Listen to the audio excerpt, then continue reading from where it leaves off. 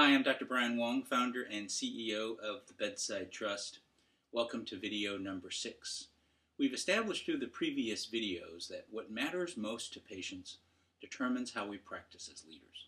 And what matters most to patients is the same as what matters most to physicians and what matters most to everybody else in healthcare. That can be represented by this simple acronym that spells the word TRUSTED. Teamwork, responsiveness and respect, understanding, safety, talent, execution, and dedication.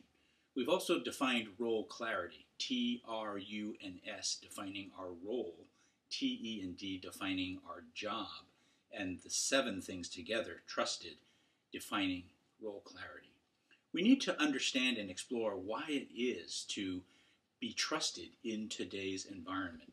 And as we've had a chance to go across the country and visit with a number of different healthcare organizations, we have seen a very familiar pattern that almost resembles what physicians might refer to as an across-the-room diagnosis. I've called this an across-the-country diagnosis. Chances are your organization suffers from this cycle of events as well. It begins first and foremost with way too much to do, initiative overload, hurry, hurry, hurry, more, and most notably, external factors beyond our control.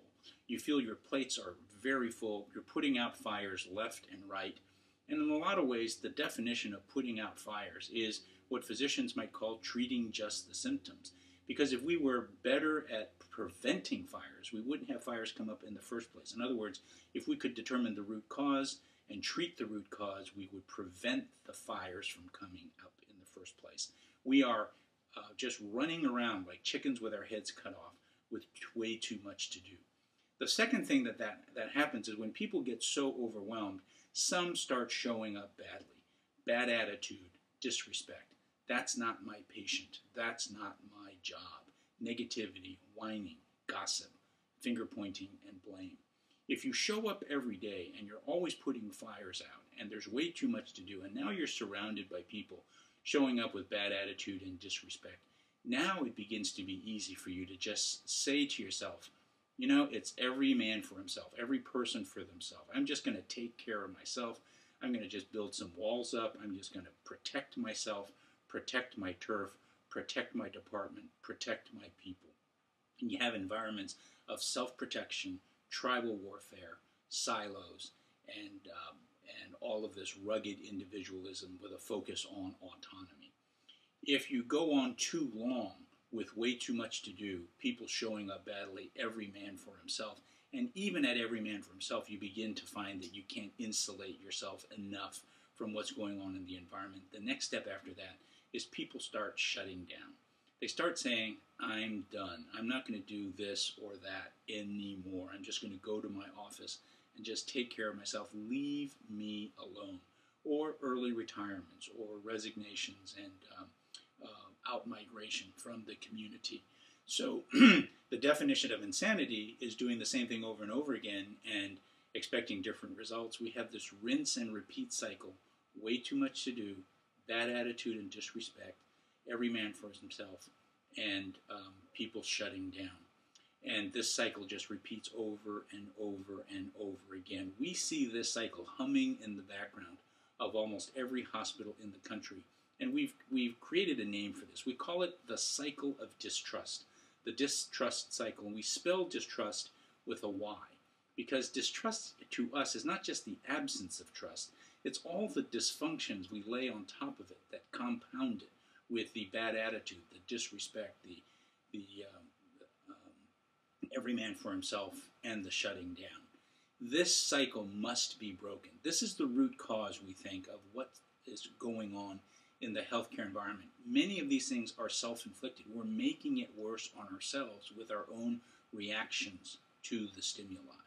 And when you think about the too much to do, where we're rushing around, what you could envision is that that is an absence of taking time to understand, to listen. We get too judgmental, we get too impatient, and we just race to solve, to treat symptoms.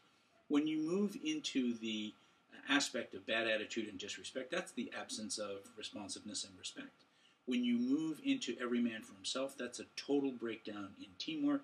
And when we are shutting down, we build up walls, we become callous, we shut down, and we become unsafe. So in other words, another way to represent this cycle of distrust is that it's the absence of the top 4 attributes that define role clarity: an absence of understanding, an absence of respect, an absence of teamwork, and an absence of personal safety.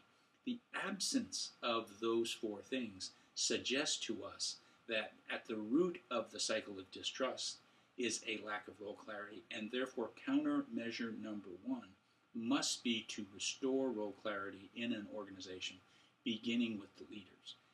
We've established already that when you establish role clarity, you are beginning to provide what matters most to patients, what matters most to physicians, and what matters most to everybody else. There is a way to do things differently, but it begins with us as leaders making a conscious choice, a conscious decision to start showing up differently. Instead of taking the bait, instead of falling in with everybody else into the bad attitude, disrespect, every man for himself, and shutting down, we must be better than that. We must be able to now to dedicate ourselves to this idea of being team players, responsiveness and respectful, understanding and safe, no matter what anybody else does in the environment. Because if we don't choose to do that, who else is going to lead the way? When we come back, I'll talk a little bit more about how we can leverage role clarity and the practice of patient-driven leadership into the most important element to follow, which is how we start solving problems.